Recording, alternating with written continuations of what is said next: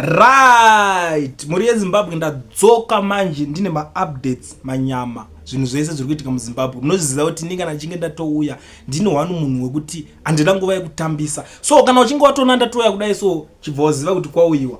Tanga nekulike this video right now kuitira kuti ZANU-PF iboyikane. Kana uri munhu weZANU-PF soro hako bhoza this video richakobowa. Saka zvina noregedze kuona kana uri munhu weZANU-PF. But kana wakangosimba hana ndoziva kuti munogara muchinifollowa. Right, nyaya iri panapa. Former Vice President Phekezela Mpoko ari kunzi mwana wake hana kuenda kunoatenda funeral. I don't know kuti chii chinenge chakuitika. And I don't know kuti leadership wacho uri papi kuti kana makuzocelebrate kunzi mwana wako haasi kunoatenda funeral yako. Ndiye mwana wake uya kumbosungwa achinzi anga akabata chibharo uya handikwanisa kutaura wedirection yechirungu. Chibharo anga akabata chibharo iye uya ndiye akanzi anga akasungwa. Saka panonzi nyaya yacho manje ingaenda sisi vacho mukati wacho namudhara wacho ainzi aiziva zviri kuitika. According to this newspaper ndo nyaya mabudiro yairi kuita. Saka ari kunzi zvakakonzeresa kuti asaende kunoatenda izvozvo kunoatenda funeral yacho. Ndo nyaya iripo. Tichienda pane imwe update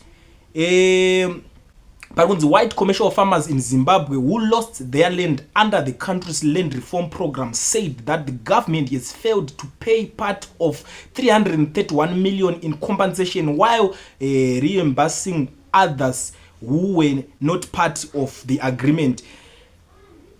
Vakutadza kupa varungu vaya mari vaipromisa vaya dzirunzi mari hadzichanyatsobuda dzese. But inini zvangu dai kuri kuti vari vanhu vekuti tiri kulinka tese semaZimbabwe senchinhwana nditi handione need yekuti wauya kunyika kwedu wotibira land tobva tanzi takukukompensata tokupa mari yekuita sei wakabva nepiece yeland kuBritain.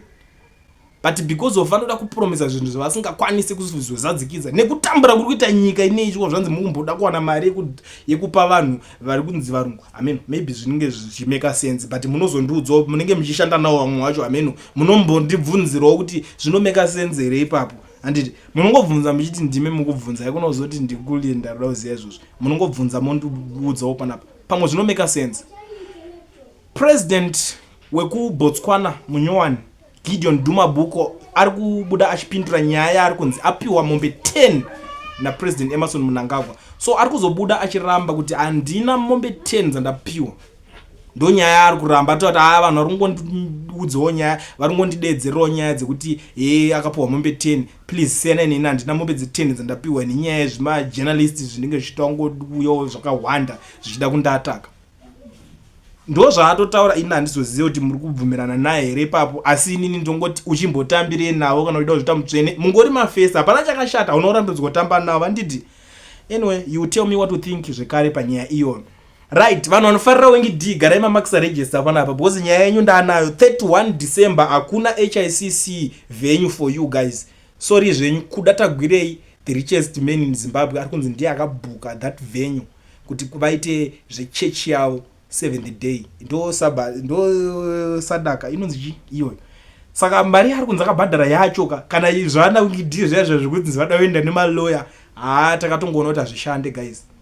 245,000 mari iyi yakawanda ndikukunyeberai ndo iri kunzi yakabhadharwa kuti team HICC ende mari iyoyo iri kunzi iri kuto include ne 200 rooms dzipa HICC kuda kuti hakuna kana munhu anenge ari kana muka kitchen chako anenge akabhadhara almost zvese 200 rooms dzipapa vabhadhara nechivenue meme munoitirwa munoimbirwa meme vanenge vaita musangano wavo for almost 5 days varipo vachiita zvavari kuita zvavo. Hanzi kumbonamata amen kuti mwari wacho anozonzwika here because zvinhu zvacho tatakuona kunge zvimwe zvinotanga zvepolitics mukati because isu hazvina kuti timekera sense. Last time vanhu veZANU-PF vaibuda vachicomplaina kungi aimba paya vamwe voti wakawina vamwe voti wakabvuta. You still remember that freestyle handiti iyoyo vanhu vakabuda chitaura zvisina basa ana George anani vachibuda chitaura badimikira saka vamwe vakatoti toda kumubhana wingidi amuimbire futi next year. But akutoona kuti zvakutobuda zvakuita kunge handisi kuti chii kana kuti chii but ndikutanga zvakutanga zvichinzwisisika. But kana muri vekwawengi D ameno munokwanisa kundiudzawo kuti munoionawo sei skillful yakarohwa apa pamwe ndiri kufungira hangu zvisirizvo ndisati ndabuda. Pane nyaya imwe iripo panapa iri kunzi a devastating accident occurred in Norton earlier today leaving a trail of destruction and grief in its wake at approximately 6 o'clock a.m. Norton commuter minibus overturned family 24 resulting in a catastrophic loss of life. Saka apa vanhu vari kunzi vafa vari kutarisirwa kuti vanokwanisa kusvika 7. ndo zvinhu zviri kunzi zvaitika patsaona iyoyi yaitika. Vedu vaifamba zvakanaka yanguva yezororo iyi. Handione chekunyanya kusisa kumhanyira mhanyira. Vakomana vechidiki vanenge vakamhanya vachimhanya makomba. Handione kunge zvinenge zviri normal kuti munge muchipengereka muchidrive. So ndakubuda but handikusiyei makadaro, ndokusiyai muchiteerera something. Ndine audio ndoda kuti musare muchinzwa, munozondiudzawo zvamuri kufunga pamusoro peaudio iyoyo. Kana uchifungidzira kuti iwewe une zvakawanda zvekutaura kana kuti nema facts anodarika anenge achitaurwa apa, namba ndidzodzi dzinenge dzichishowa pascreen. Unokwanisa kungorekodha wosenda yako audio inozonzwikwawo nevamwe panapa. Zviri zvanhasi, sarai muchiteerera audio iyi mondiudzawo zvamuri kufunga in the comment section. Chanetsa kuZimbabwe kwedu ndechekuti president ndivo mupurisa vanosunga munhu. President ndivo magistrate futi vanotonga munhu. President ndivo futi lawyer rinomirira munhu wavanenge vasingadi yeye. President futi ndivo mugadhijere. Saka ukaona wasungwa naivo pakaipa. Unoziva kana uri baba, iva baba vane moyo. Iva baba vanorwadziwa nokubereka, nekuchengeta vana, nekuvakudza, nekuvaendesa kuchikoro. Ari mwana wako amiswa kuenda kuchikoro nekuda kwejere, nekuda kuexpressa marights ake kuti izvi hatizvidi, obva asungwa. Ndifunge kuti unoratidza utungamiri hwakanaka kune vamwe vaunenge uinavo. Kana uri mutungamiriri wenyika, iva mutungamiriri wenyika. Mapurisa ngavaite basa ravo, masoja ngavaite basa ravo, magadhijeni ngavaite basa ravo, maPP, mamajority, mumwe nomwe ngavaite basa rake zvisina kupindira kumukuru mukati. Nekuti kana iwe uri president, bvisai mapresident. Uri jaji, bvisai majaji acho mungotonga murimi. Mungoziva kuti munhu asungwa anongonanga kuremand straight, munhu asungwa anongonanga kujere straight. Because hamusi kutonga nyika zvakanaka, especially kusouthern region. Zimbabwe ndo inenge yakatonyanya kuwanda mutongo hunoudzinyiriri. Kuti kana munhu akasungwa vanotobvunza kuna president, tomutonga sei, tomuburitsa here. Asi ndokufamba kwenguva zvinopera. Imbove madziva akaava mazambo kuti neta angotsika tichipfuura. Zivai kuti mune vana vamuri kudzanyira kudaro vakuru vamangwana. Unofunga kuti mwana anozonzwa sei kuti apo pamba pamanangagwa achipfuura anotogumbuka chaiko kuti ndo mudhara wekundivharirisa muchitokiso ndiri mwana wechikoro ndikatadza kunyora.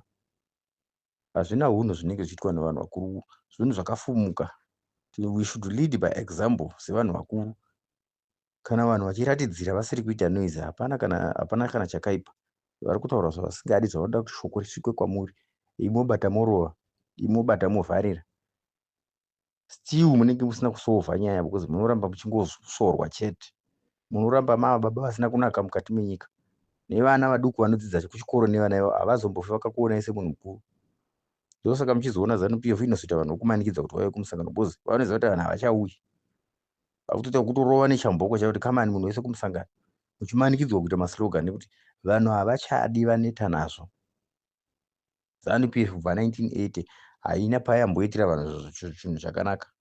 Vanhu vari kufa, vamwe vari kungopondwa, havakomendi, havadi, vanongonyarara. They are very ignorant vanhu ivavo.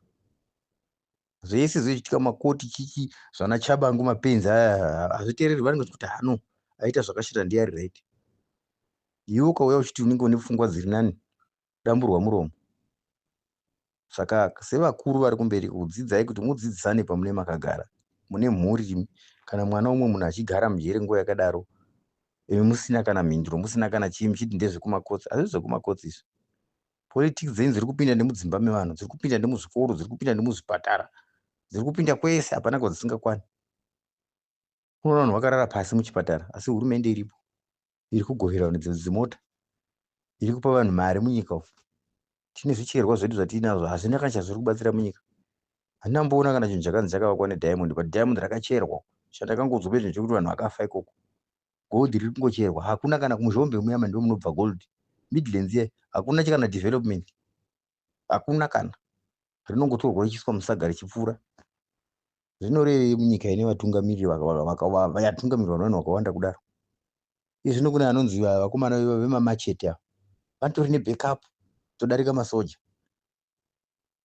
Handizivi kuti masimba acho vari kuvapuhwa nani. Hurumende yeZimbabwe hayakonewo. Unoona munhu ane machete akakutema panapa nyaya yacho haina kwainoenda. Iye zvinoda kuda kutochalenja nemasoja kutosvita vakuru kudarika masoja. Dai vakuru vemasoja vacho ngavachangamuke. Vanopera kugorwa zvigumwe nemaningi nemashurugu iwaya. Ngapaiswe mutemo unobvisa mashurugu, ngavadzokere kwavanogara vane dzimba, vanhu vatsvage basa kwete kutsvaga vanhu. Kuita nyika, kuita madhisidhenzi anotenderwa muZimbabwe shuwa. Mashurugu aya ari backup aya havasi vanhu kuti vari kungoita zvinhu zvavasingazivi. Vakatotungamirwa, vakangofanana nevanhu vanofamba vachiimba 2030. Vane backup. Havangoimbi zvekupenga, vakatonzi imbai ndiye ndinyerere ndiri kunoku. Saka hakusi kutonga nyika kuya. Kana makapinda munyika muchirwisa muchidi dai Chiwenga pamakatora paya akangoti ndinda kuita president maiita sei? Asi akati ndichiri kuchisoja uko. Chifanopindai chiona kuti ichifamba sei. Magara pacheya yaiswa guru hamuchadi kubva yanamira. Hatina kwatiri kuenda senyika. Hapana chatiri kudzidza kwamuri. Hapana kana chatiri kudzidza kwamuri. Chatiri kungodzidza kwamuri bedzi chekuti munorova, munoshungurudza. Vanhu havana zororo nemi. Kumusangano tunoenda tamhanyiswa. Ndozvatiri kudzidza kwamuri. Hamuna kana chamuri kumboita chinoratidza kuti nyika ichanaka kana. Nyika iri kutamburai haina rodhi. Hakuna kana chakanaka, tirikungofamba mumakomo imomo. Ino taundi yakasviba kuti tsva. Ukaenda kuMbare ukadonhedza kana chingwa chacho hauchinhongi. Hakuna ari kuita basa raSity Council iriko. Dzimba hamumiri kupasa. Imba inocherwa foundation kusvika yavakwa makangonyarara muri zii. Ko madii kumisa munhu paona achireva unoziva kuti apa uri kuita hapaita. Utsinye chaihwo huri kuitwa vanhu vanokuvhotera ivo ndivo muri kutevera muchipazira dzimba. Vanhu vanokuvhotera ivo ndivo muri kutevera muchisunga muchikanda mumajere pasina kutongwa. Amen. Chiri musakasaka chinozvinzwira, asi rimwe zuva zvinochinja. Mukazonyara, mukazoshaya pokupinda. Ivai vanhu vakasungunuka kuvanhu vanovavhotera, kwete kuita sekunge mavhoti makaita ingohodheserwa. Itai semakavhoterwa, kwete kuita semakabirira. Kana makabirira you have the right kudaro. Because munenge musina shuwa nekuti vanhu vari kukutrustai. Hamusi kumbovimba, hamusi kuvimbwa nevanhu kana mungafambe zvenyu mukaenda kunyika dzipi mukadii. Pamafamba kunyika dzese kambani yemauya nayo ikavhura ndeipi? Vakapinda basa vangani? Just for your own ngirikiri chete. Families. Zviri kuguta. Munogwira vanhu mota, tamboti tinoda mota isu. Tinoda mabasa. Tinoda mabasa, asida kugoverwa mota isu.